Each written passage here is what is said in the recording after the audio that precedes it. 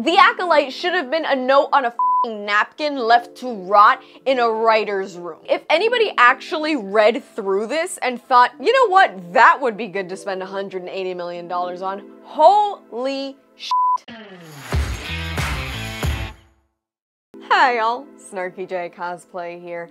As of the time of this video's recording, episode 8, the season finale of The Acolyte, has just been released, and I normally wait until Wednesday mornings to watch this absolute show instead of letting it ruin my Tuesday night, because you know what they say, you never go to bed angry. Well, tonight I'm going to bed genuinely needing a grippy sock vacation at some sort of asylum, because that was genuinely distressingly f***ing horrible, and it's not gonna end. It's not gonna end. So you know what? Let's get in to episode 8 of The Acolyte. Last week's episode was that flashback episode, so this episode picks back up where episode 6 left off, which was Osha f***ing around with Darth Zippermouth's helmet, and as she's doing this, she suddenly starts convulsing, gets this weird energy, and Darth Sleeveless pulls it off of her. Osha has had a vision of the future, and she has seen May holding a lightsaber with her hand outstretched,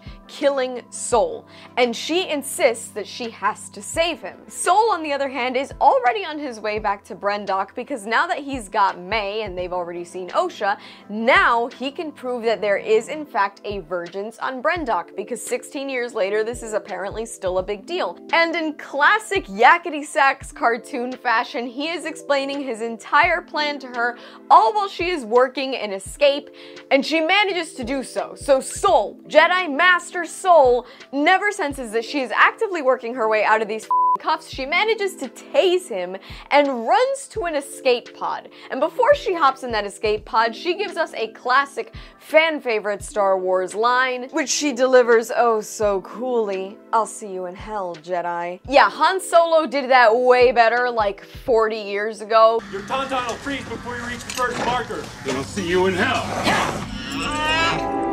Get gone. We get this half-assed, boring f***ing chase through an asteroid field. Soul is in his ship trying to chase May through an asteroid field that he really shouldn't be able to get through without the ship falling apart, but somehow he does until Alf, otherwise known as Basil, starts tearing cables out of the ship for some unknown reason. And I genuinely think that the green screen and special effects done in the original trilogy were better than what we got here. Back on Coruscant, Jedi Master Nepotism, otherwise known as Venestra, played by Leslie Headland's wife, I'm gonna keep reminding everybody of that, she's approached by Mog, whose name I somehow remember, and lets her know that a member of the Senate, Senator Raincourt, is there to speak with her. Now, he's already heard of this murder and their investigation, and basically she's gonna have to answer to the Senate because he and a few others on the board are of the opinion that the Jedi are a cult that are working unchecked. Because of course,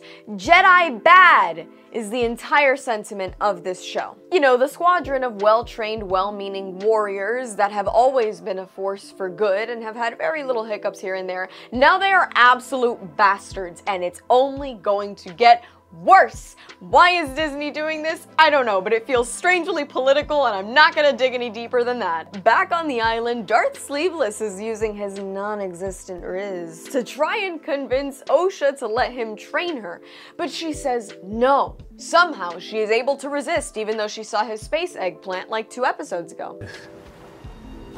They take off for Brendok, and this is where I genuinely almost threw my remote at the screen. We see a figure, a cloaked figure. Is that f***ing Darth Plagueis?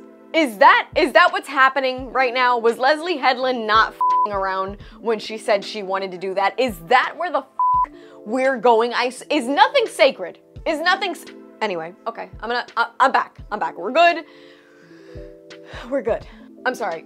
You, Disney. Soul lands on Brendok, leaves the ship. Basil is still sniffing around for I don't know what reason. Was the entire budget spent on having great value Alf in clothes running around and smelling things and barking? Is that what we're doing? Anyways, everybody is basically converging on Brendok, and we get this dramatic moment as Soul is exploring the ruins of that old witch's fortress, and he comes across that bridge where he saw May fall to her death. If only he had realized that he could use the same force that he was using to hold up the two 80-pound little girls instead of trying to hold up all the steel that was apparently melting. While Soul is inexplicably yelling May's name as if she didn't literally just try to escape him and somehow would answer to that name and come back, May is standing in that room where she started the fire, unlike Billy Joel. I had to make the joke. And as she's standing there thinking about the past, her expression is unreadable. Is it because she's really thinking back? No, it's because Amanda Stenberg is capable of literally one face. Darth Sleeveless and Soul finally encounter each other, and we get the rematch of the century. It is a heavy-handed and boring lightsaber battle with occasional slow-mo breaks that are oddly Zack Snyder-esque, and I do not mean this in a good way. At one point they jump off a bridge in slow-mo, and I genuinely spit out my drink laughing. This battle rages on while Osha and May get into yet another low-budget cat fight, which also has slow-mo, but with the added bonus of dramatic operatic music, which seems like it should raise the stakes, but honestly just was that much more annoying. May is trying to convince Osha that yes, Soul was the one that killed their mother. You know, their incredibly nice mother who was gonna let her go off and follow her dreams, but not before she turned into a howling demon made of dust and transformed the sister into dust, which for some odd reason made Soul think that she was up to no good. Eventually, Soul manages to slice into Darth Sleeveless's lightsaber, and when it looks like he's got him licked, he hesitates just long enough for May to show up and girl boss his lightsaber out of his hand. Darth Sleeveless encourages her to kill him, but she won't because she wants him to answer for the crimes of killing her mother. However, Soul is strong in his resolve because he's a Jedi, and regardless of all the non-Jedi bullshit he's been doing this entire time because he's terribly written, he's not gonna give in. And luckily, he admits to killing their mother right as Osha arrives. I would also like to stress that this conversation is being had at a level of about a whisper, and Osha is 15 feet away, but somehow shows up at the exact moment and still manages to hear him literally admit to killing their mother. It all works out beautifully. When you write for Disney, nothing has to make sense. It just has to be easy. Here's where things really start getting bad. If you didn't think that was bad enough, okay, Osha walks up and Soul is in the middle of talking. You don't see Osha's hand at first, but she's literally force choking him to death. And we see as she's doing this that the kyber crystal in the saber has become corrupted. So Soul is literally on his knees dying, okay? Soul, whose entire mission was to transform this girl into a Jedi, was to keep her good, right? Not evil. And as he's being choked to death, he literally tells her, "It's okay."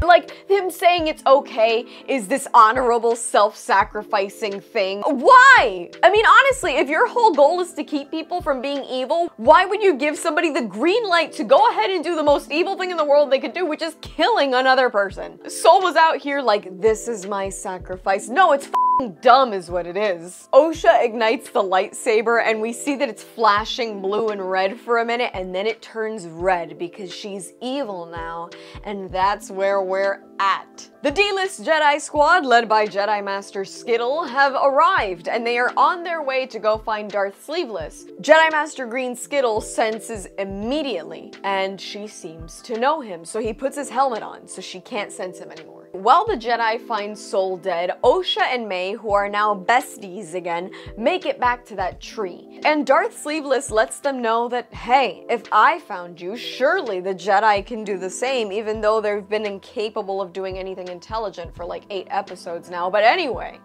they decide that the best thing they can do is for Osha to run off and be trained by Darth Sleeveless, while May's memory is wiped so that when the Jedi take her into custody, they can't use her to find her sister and Darth Sleeveless. That is the best way that they could resolve this show.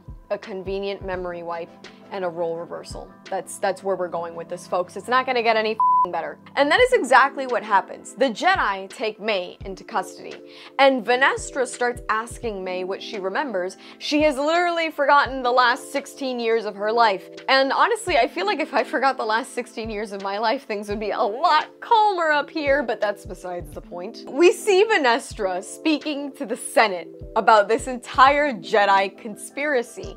And because Jedi bad, it wasn't bad enough that this was a series of mistakes made by people who had good intentions. No. Venestra makes up a lie that Sol acted on his own, that everything he did was his own choice, that he killed all of his accomplices to keep his lies from being exposed, and then he killed himself at the scene of his former crime. She's also explained this to May, and then tells her that she's going to need her help finding a pupil of hers that had turned evil.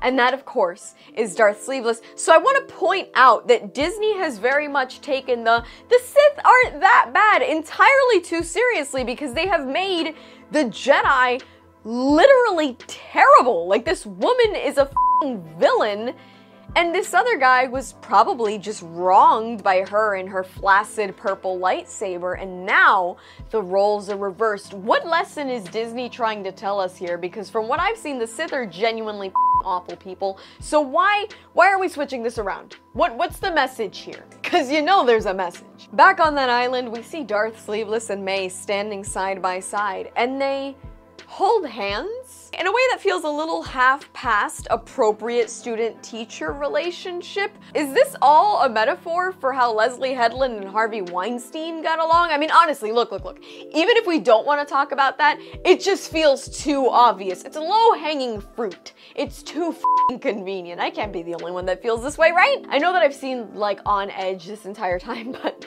we cut back to Venestra on Coruscant, and the door opens. She says, "Master, we need to talk." And they pan down, and it's literally the back of Yoda's head. I shit you not. It is the back of Yoda's head. And it ends there. So there's literally, like, no doubt that they're gonna make another season of this shit. So not only was this $180 million just to be the worst reviewed piece of Star Wars content ever, but they're also still teasing a second season? The Acolyte has done more to ruin the canon established by George Lucas, to piss on the legacy of the original trilogy and the prequels. There is no redeeming quality to be found when you look at the Acolyte. I think that they thought that they could throw some little Easter eggs in there. Ooh, look, it's probably Darth Plagueis. Ooh, look, Yoda showed up. And they thought that that would win us over. I mean, I'm sure it's won over every f***ing Disney shill on Twitter. I haven't even checked. It's literally been an hour and a half since the episode came out. I watched it and came straight here. This, to me, is a symphony of bullshit. Why are they letting this woman write anything? This shouldn't even have happened. The Acolyte should have been a note on a f***ing napkin left to rot in a writer's room. If anybody actually read through this and thought, you know what, that would be good to spend $180 million on, holy shit. 8 weeks we've been talking about the Acolyte, and I genuinely wish I could say that there was anything good about it, but this is probably the worst thing to happen to Star Wars ever. I feel like the holiday special was less of a stain on the tapestry of Star Wars than the Acolyte. The Acolyte literally managed to be worse than the sequel trilogy. That might be a hot take, but I think it's worse. There's nothing redeemable about this. Well, folks, it's been a beautiful 8 weeks. Thank you so much for coming on this journey with me. If you left petty comments, thank you. If you agreed with my takes, thank you even more. And that's all from me. I've been SnarkyJay. Thank you so much for watching. Please don't forget to like and subscribe. For more SnarkyJay, tune in on Twitch every Tuesday and Thursday from 6 to 8 p.m. EST. You can also check out my Instagram. And if you'd like to support me, this channel, and my content creation, do check out and consider subscribing to my Patreon for exclusive photo shoot sets and content. I will have links to all of those in the description below. And let me know your thoughts on the season finale of The Acolyte in the comments below.